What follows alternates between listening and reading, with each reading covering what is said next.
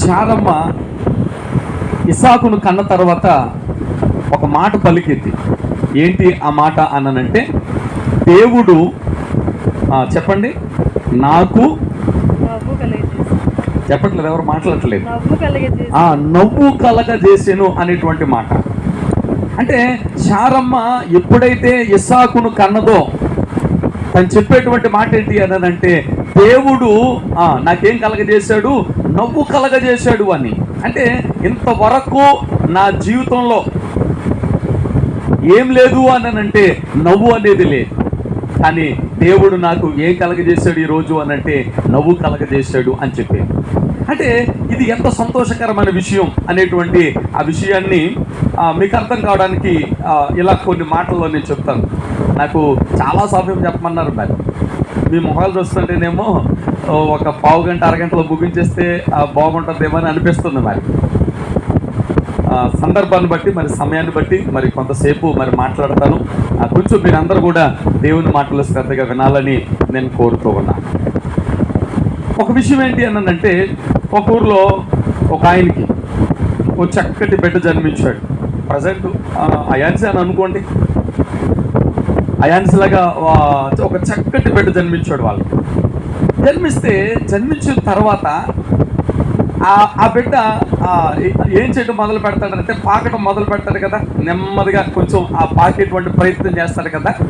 అలాగే ఆ చిన్న బిడ్డ ఆ పాకుతూ ఉన్నప్పుడు వాళ్ళ నాన్నగారు ఏం చేశారు అనంటే, ఇంట్లో ఆ రోజు చక్కగా పాయాసం కాయించాడంట, చాలా ఎక్కువ పాయాసం కాయించాడు. భార్య అంటుంది, ఎందుకంటే పాయాసం ఎందుకు కాయించమంటున్నారు, అసలు ఏంటి విశేషం అంటే, ఏం లేదు నేను చెప్తాను, నువ్వు ముందు పాయాసం కాయ అన్నాడంట.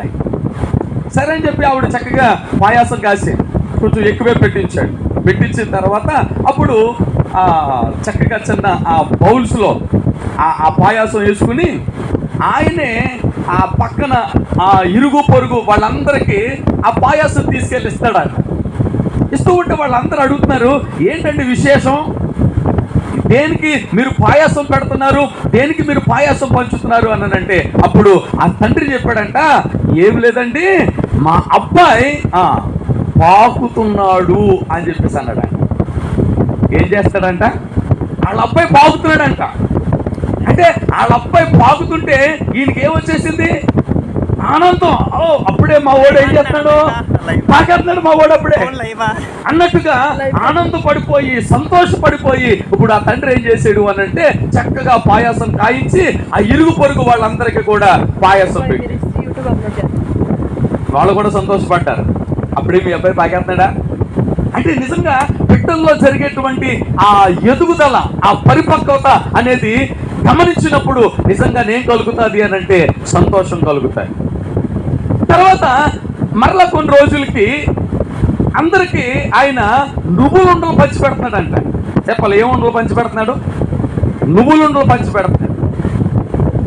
అప్పుడు వాళ్ళకు కూడా అర్థమైంది, ఆ అబ్బాయి ఏదో విశేషం ఉంటుంది, అందుకే వీళ్ళ నాన్నగారు ఇలా ఈ పంచి పెడతాడని చెప్పి, ఇంతకీ నువ్వులుండలు పంచి పెడుతున్నారు కదా, దీంట్లో విశేషం ఏంటని అడిగారంట వాళ్ళు. అప్పుడు ఆయన అన్నాడంట, మా వాడు నవ్వుతున్నాడండి, అసలు మామూలుగా నవ్వట్లేదు మా వాడు నవ్వుతుంటే నా కడుపు నిండిపోతుంది, మా వాడు నవ్వుతుంటే నిజంగా మా ఇంటిల్లో పాది నవ్వుతున్నాం, మా ఇల్లంతా కూడా ఏమున్నాయి అనంటే నవ్వులే ఉన్నాయి, అందుకే మీ అందరికీ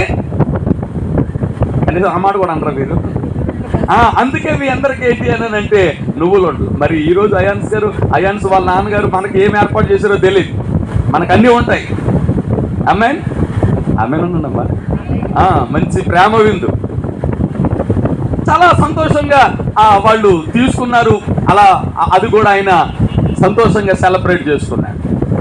ఆ తర్వాత మరలా కొన్ని రోజులకి ఆయన ఏం చేశాడు అనంటే, కుడుములు పంచి పెడుతున్నాడంట. అవి ఇరుగు పొరుగు వాళ్ళందరూ కూడా. చెప్పాలి, ఏం పంచి పెడుతున్నాడు, కుడుములు పంచి పెడుతున్నారు. మీరు గెస్ చేయండి, వాళ్ళ అబ్బాయి ఏం చేసి ఉంటాడు. అప్పుడు పాకాడని పాయాసం, నవ్వుతున్నాడని నువ్వులుండలు పెట్టాడు కదా, మరి ఇప్పుడు కుడుములు పెడుతున్నాడు అందరికీ. దేనికోసం కుడుములు పెడుతున్నాడు అనంటే, కూర్చున్నాడంట ఫస్ట్ కూర్చుంటే కుడుములు, తాకితే పాయాసం, నవ్వితే నువ్వులుంటు. అంటే మన ప్రాంతాల్లో ఇవన్నీ పెద్దగా సెలబ్రేట్ చేయరు, కానీ మనం ఫోన్లు ఏం చేస్తాం, అబ్బో మా వాడు పాకేస్తాడని సంతోషపడతాం. నవ్వితే మనం కూడా అబ్బా నా కొడుకు వాళ్ళే నవ్వుతున్నాడు అని చెప్పేసి చక్కగా ఓ సెల్ఫీ తీసుకుని చక్కగా మనం ఫోటోలు అవి తీసుకుంటాం. కానీ కొన్ని ప్రాంతాల్లో మన భారతదేశంలో పిల్లల్లో జరిగే ప్రతి దానికి తల్లిదండ్రులు ఏం చేస్తారనంటే సెలబ్రేట్ చేసుకునేటువంటి కొన్ని పరిస్థితులు ఉన్నాయి మన భారతదేశంలో.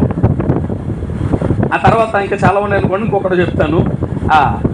ఒకరోజు గారెలు అందరికీ ఏం పెడుతున్నాడు అనంటే గారెలు పెడుతున్నాడు.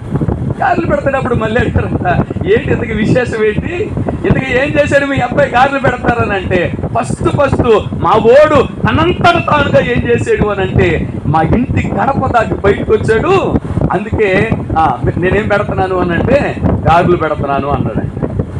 అంటే ఆ బిడ్డ ప్రతి దానికి ఆ తల్లిదండ్రులు ఏం చేస్తున్నారు అనంటే సంతోషపడుతున్నారు, సంతోషిస్తూ ఉన్నారు. అయితే ఇంత సంతోషానికి కారణం ఎవరంటారు చెప్పండి? ఎవరంటారు?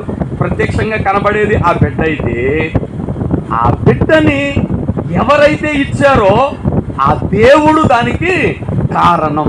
దేవునికి మహిమ కలుగును గాక. అయితే ఒక వాక్యం చూడండి దేవుని యొక్క లేఖనంలో, కీర్తనల గ్రంథం 127వ అధ్యాయం. కీర్తనల గ్రంథం 127వ అధ్యాయం 3వ వచనం. మనందరికీ తెలిసినటువంటి మాటే, కుమారులు యెహోవా అనుగ్రహించు స్వాస్థ్యము, గర్భఫలము ఆయన ఇచ్చు బహుమానమే. ఈ మాట మనందరికీ తెలిసినటువంటి మాట. మనమందరం సర్వసాధారణంగా పలికేటువంటి మాట ఏంటి అనంటే, కుమారులు యెహోవా అనుగ్రహించు స్వాస్థ్యము, గర్భఫలము ఆయన ఇచ్చు బహుమానము. పెళ్లి సందర్భంలోనే కానీ, గృహప్రవేశ సందర్భంలోనే కానీ, లేకపోతే మెచ్యూర్ అయినటువంటి సందర్భంలోనే కానీ సహజంగా కొంతమంది ఏం చేస్తారు అనంటే ఏవో కొన్ని గిఫ్ట్లు అనేవి తప్పకుండా తీసుకుని వస్తారు. తీసుకొచ్చిన తర్వాత ఆ గిఫ్ట్లు మనం తీసుకుంటాం.